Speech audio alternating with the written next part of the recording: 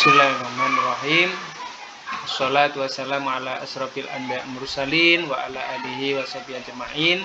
Rabbi shrah li sadri wa yassir li amri wa hlul 'uqdatam min lisani yafqahu qawli. Amma ba'd. Alhamdulillah, pada kesempatan hari ini kita akan belajar nahwu yang ada di konten saya, yaitu konten Blawu, singkatan dari belajar nahwu. Kemarin kita sudah membahas tentang pembagian tak di dalam ilmu nahwu ataupun sorof ataupun bahasa Arab. Nah, hari ini kita akan belajar definisi dhamir dan penjelasan dhamir muttasil yang diambil dari bait Alfiyah 54-56. Fama lidhi ay ghaibatin au huduri ka anta wa huwa sami bid dhamiri wa dutti salimin hula yubtada wa la yali illa ikhtiyaran abada kalya iwal kawi manib min ibni akramak wal ja'i walaha min salihi ma malak. Fama lidhi ghaibati au hudurin ka anta wa huwa sami bid dhamiri. Bait ini menjelaskan apa-apa yang menjelaskan mengenai sesuatu yang ghaibah, tidak ada di waktu dan tempat terjadinya pembicaraan. Atau hudur, yang dimaksud hudur di sini ada di waktu dan tempat terjadinya pembicaraan, seperti anta dan huwa, itu disebut dengan dhamir. Nah, untuk mempermudah penjelasan, kita bagi pelaku atau seseorang yang melakukan sesuatu itu menjadi ketiga keadaan, yaitu orang yang melakukan, kemudian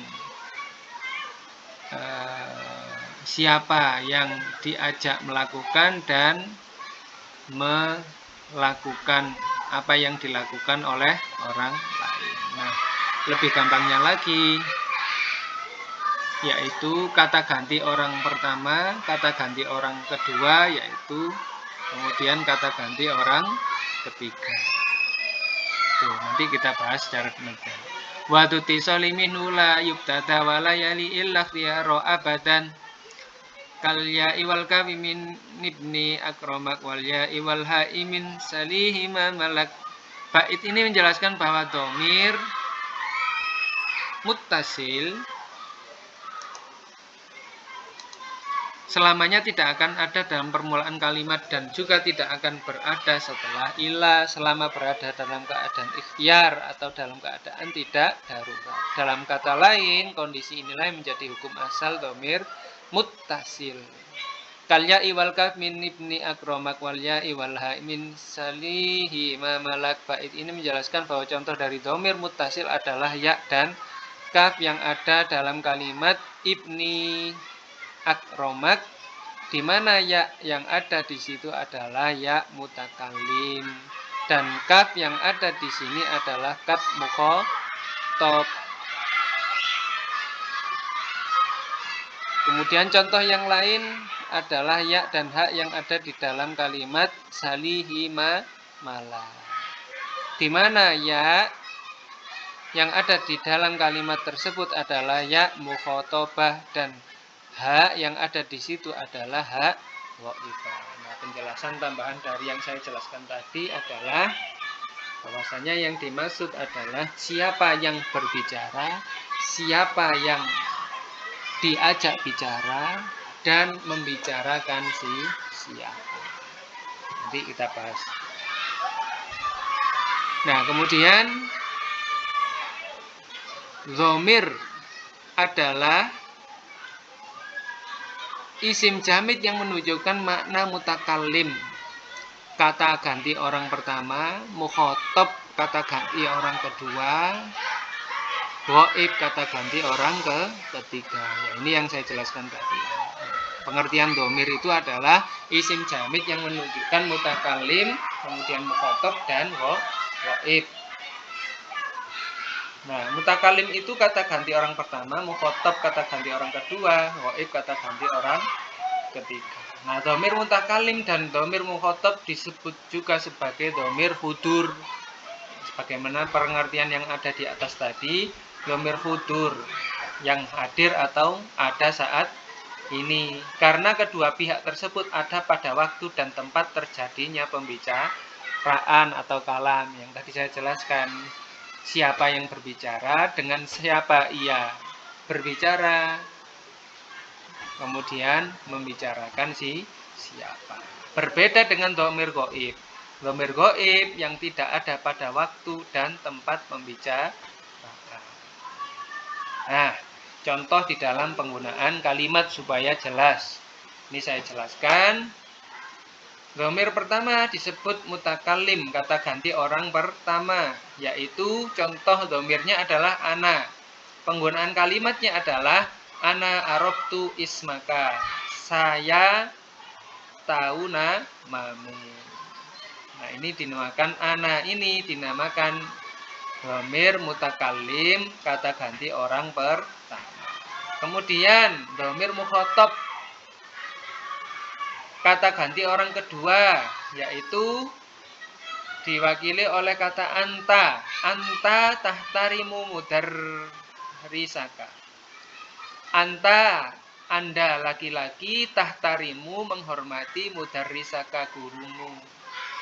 Anta ini adalah contoh dhamir mukhatab, yaitu kata ganti orang yang kedua. Nah, kemudian ghaib.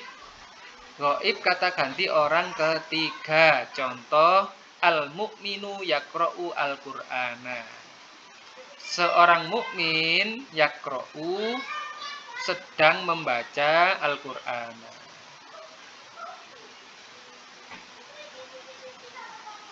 Nah, mana dhamir yang dipakai untuk kata yang ketiga? Yaitu dengan menggunakan kata dhamir yang ada di dalam ini yaqra'u. Di dalam kata yaqra'u ini sebenarnya mengandung dhamir huwa, dia laki-laki. Umpama di sini al-mu'minu kita hilangkan menjadi mu'minu saja.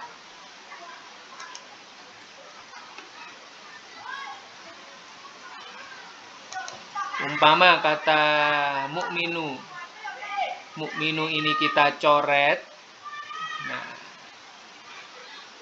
maka mu'minu ini kita ganti huwa yaqra'u al-Qur'an. Dia laki-laki sedang membaca Al-Qur'an. Karena di sini al-mu'minu, maka seorang mukmin sedang membaca Al-Qur'an. Jadi al-mu'minu yaqra'ul Qur'ana boleh, atau kita ganti dengan dhamir dia laki-laki huwa yaqra'u al-Qur'an juga boleh. Nah, intinya adalah mutakallim itu kata ganti orang pertama, mukhatab kata ganti orang kedua, ghaib kata ganti orang ketiga. Nah, kalau kita masukkan ke dalam kaidah yang tadi saya jelaskan, mutakallim ini adalah orang yang berbicara. Kemudian yang mukhatab adalah orang yang diajak bicara. Kemudian ghaib ini adalah orang yang dibicarakan oleh kedua orang tersebut, yaitu mutakallim dan mukhatab. Inilah yang dinamakan dengan dhamir mutakallim, dhamir mukhatab, dan dhamir ghaib. Nah,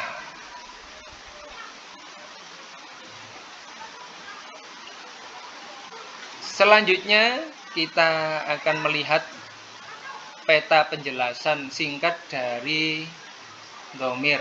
Ini tidak semuanya saya jelaskan, tapi saya ambil intinya saja. Nah, di sini kata isim besarnya adalah isim. Kemudian isim diturunkan menjadi dhamir dan dhohir. Nah, yang kita bahas hari ini adalah dhamir muttasil. Dhamir dibagi menjadi dua, ada munfasil, ada muttasil. Ini nanti akan saya jelaskan di konten selanjutnya. Kemudian muttasil itu ada mustatir dan ada baris. Nah, mustatir itu ada jawazan, ada wujuban.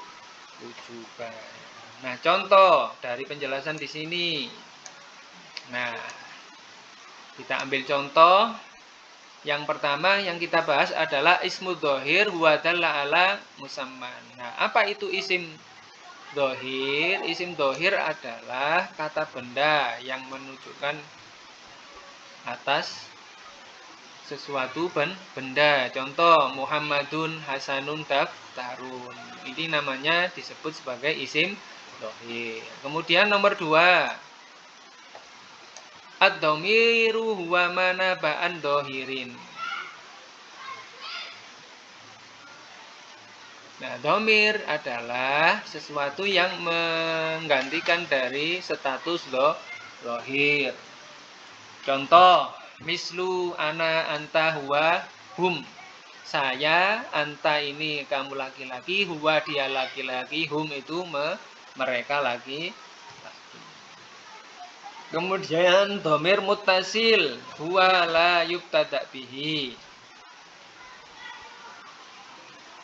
Contoh misalnya jalastu katabtu. Ini dinamakan sebagai dhamir muttasil. Jalastu dan katabtum.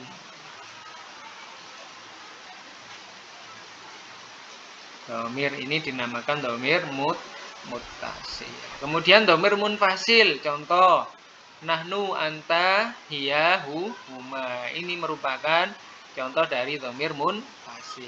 Nah, kemudian baris. Dhamir baris malahu suratun fil lafzi. Mempunyai bentuk di dalam lafaz. Contoh qara'tum. Qara'tu, qara'na.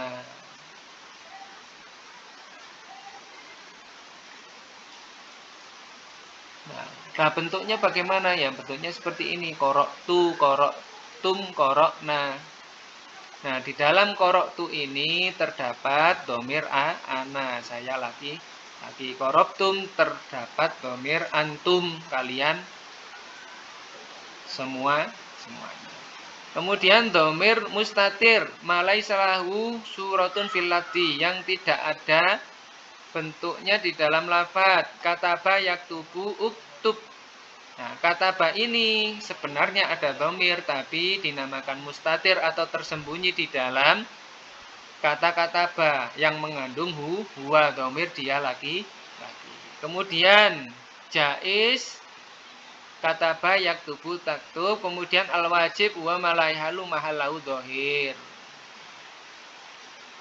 Ini yang termasuk dhamir jaiz adalah uktub, taktub, nak. Nah, inilah pembagian dari isim yang mana yang lebih kita khususkan lagi kepada dhamir muttasil dan munfasil.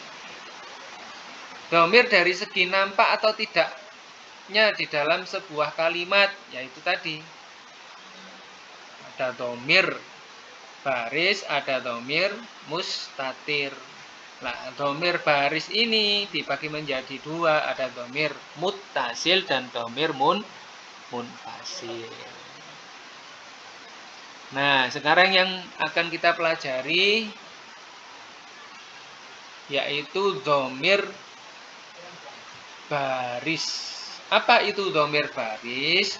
Dhamir baris adalah dhamir yang nampak bentuknya di dalam sebuah kalimat, baik itu nampak secara hakiki nyata atau secara hukumnya. Contoh, akramtu ad-dhaifa. Saya menghormati tamu. Akramtu ad-dhaifa. Akramtu ini adalah dhamir baris. Nah, kemudian dhamir baris ini dibagi menjadi dua. Ada yang muttasil, ada yang munfasil. Nah, yang muttasil contohnya adalah sami'tu al-akhbaro. Saya mendengarkan berita, saya mendengar berita. Sami'tu ini dinamakan dhamir muttasil. Sedangkan dhamir yang munfasil adalah iyyaka na'budu, hanya kepada engkau kami menyembah. Ka ini dinamakan dhamir munfasil. Jadi dua-duanya adalah tampak, yaitu secara hakiki atau nyata atau secara hukumnya. Maka contoh ini semuanya dinamakan dhamir baris yang contoh sami'tul akbar ini baris yang kategori muttasil, yang dhamir baris yang kedua adalah kategori munfasil. Kemudian sekarang yang kita bahas adalah dhamir mustatir. Apa itu dhamir mustatir? Dhamir mustatir adalah dhamir yang tidak nampak bentuknya dalam sebuah kalimat. Contoh, hafid alas sholat, jagalah sholat. Maka kalau kita cermati di kata yang ada di sini, hafid itu sebenarnya mengandung dhamir. Nah, dhamirnya di mana? Tersembunyi di kata hafid. Itulah yang dinamakan dari dhamir mustatir. Dhamir mustatir adalah dhamir yang tidak tampak bentuknya dalam sebuah kalimat. Bentuk gak ketok, bentuknya tidak tampak. Nah, ini penjelasannya. Perkataan hafid merupakan fi'il amr yang menunjukkan perintah. Sebuah perintah pasti ditunjukkan kepada orang kedua. Dalam hal ini yaitu anta. Namun kita tidak melihat bentuk anta dalam kalimat tersebut. Sehingga dhamir yang ada di dalam kalimat tersebut dinamakan dhamir mustatir. Nah, itulah yang dinamakan dari dhamir mustatir.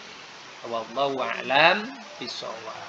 Dari penjelasan yang ada di atas ini semuanya saya ambilkan dari berbagai rujukan. Apabila saya dalam menyampaikan ada yang keliru, silahkan ditulis di kolom komentar. Jangan lupa share, like, and comment untuk konten-konten yang bermanfaat selanjutnya. Jadi intinya kita hari ini belajar tentang kategori dhamir, pengertian dhamir, kemudian kita juga mempelajari tentang klasifikasi dhamir itu berasal dari mana, kemudian dhamir dari segi nampak atau tidak nampaknya di sebuah kalimat itu ada dhamir baris dan dhamir mustatir. Yang ini yang kita pelajari, yaitu dhamir baris dan dhamir mustatir. Nah, dhamir baris itu dibagi menjadi dua, muttasil dan munfasil. Nah, contoh dhamir baris adalah ini, akramtu ad-dhaif. Nah, pembagian dari dhamir baris ada dua, yang satu muttasil dan munfasil. Ini masing-masing contoh sudah saya tuliskan di sini. Kemudian dhamir mustatir itu apa? Dhamir yang tidak nampak bentuknya dalam sebuah kalimat. Contohnya yang sudah saya jelaskan di sini. Wallahu a'lam bishawab. Jangan lupa like dan tinggalkan komentar. Terima kasih. Wassalamualaikum warahmatullahi wabarakatuh.